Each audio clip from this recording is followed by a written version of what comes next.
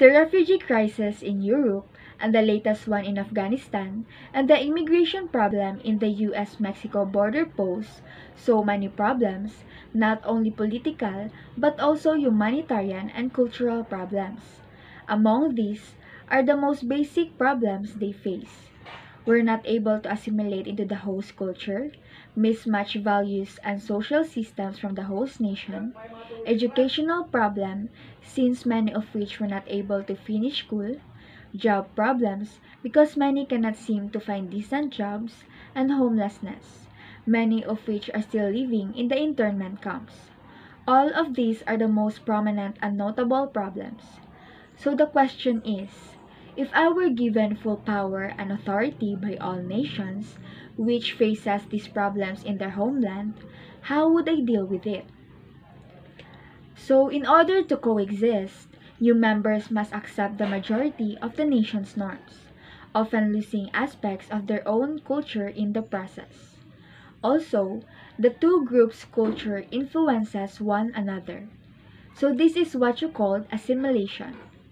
Just like what happened of the refugees in the Europe and Afghanistan, they suffer discrimination, stereotypes, and prejudices.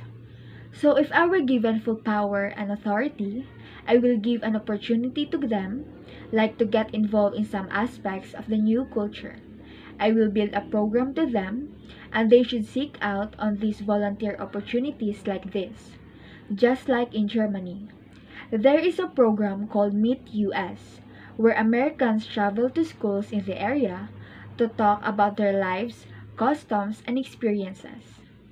In this way, they will be able to lend a hand alongside other committed residents and develop a new insight of the difficulties that the community faces. I will also build a club for them to engage different activities, whether they study art, music, or learning new sport. And also with that, they can make friends and develop relationships. Getting to know the locals will help them overcome cultural barriers and have a better understanding of the area. It will also teach them how to be more aware of the cultural expectations and customs. This will help them mismatch values and social systems into the host nation and can reduce the conflict in the society between groups and individuals. I will also be having an event like festivals and ceremonies for them to attend so that they will have a better understanding of the diverse customs and may be able to get an inside look that they would not otherwise have. They should take part in traditional dances, try local cuisines, and immerse themselves in the experience as if they were locals. These gatherings are frequently the best way to get a true sense into the host community and its culture.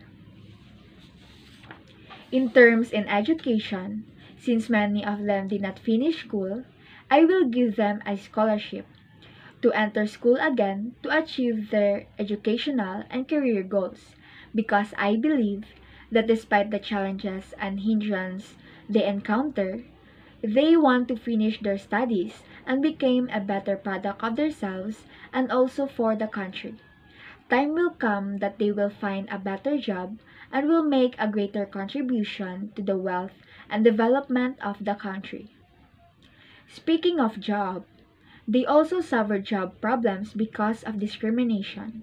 They can find decent jobs because of their races, skin color, ethnicity, and religion. And the very big problem is the language barrier. Just like what Aaron Klitsky say into his article, in a Bintel brief, which was an advice column in the Yiddish newspaper Jewish Daily Forward in New York, Jewish immigrants to the United States complain about having a hard time finding work because of their religious beliefs. Other ethnic groups found it hard to get jobs outside of certain areas and fields of employ. They believe that there will be only disagreements between different culture and religion. And yes, this is very true and is happening mostly by refugees. Prejudices don't accept them because they think they are just for low-skilled jobs and are not qualified for decent jobs.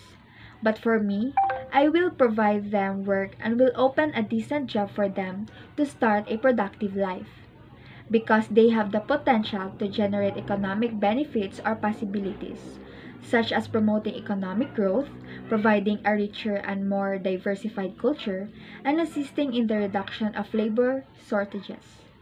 I understand that torture and the trauma, as well as long periods in refugee camps, makes this difficult for them. But once refugees are established in their host nation, the initial investment pays off. They develop a business that employs people in the community, pay taxes, and generates wealth. Lastly is the homelessness, where many refugees are still living in the internment camps. I will provide them affordable and accessible homes, coupled with supportive services to help them individuals address other challenges. I will also donate funds and goods for them because they also need essential items to help start their new lives. As with the website raisefoundation.org, they assist homeless people by providing them with food, supplies, education, and rehabilitation in order to help them regain their lives. All of these problems of the refugees are all connected, from educational problem to unemployment, which is one of the causes of homelessness. Also from assimilation, where it is very difficult for them because of prejudices and discrimination, which cause mismatch of values and social systems into the host nation. So if I were be given full power and authority, I will do all of what I said earlier and do my best to help these refugees because they suffer so much pain and trauma in their country. They left their own nation for another, seeking for a better life. That's all. Thank you.